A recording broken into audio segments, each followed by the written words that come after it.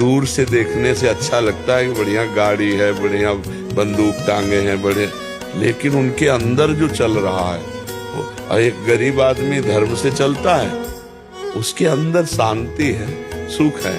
थोड़ा सोच धन का भले हो जाए परिवार के लिए, लेकिन वो चैन से सो जाएगा, नमक रोटी से पेट भरेगा, वो शांत रहेगा।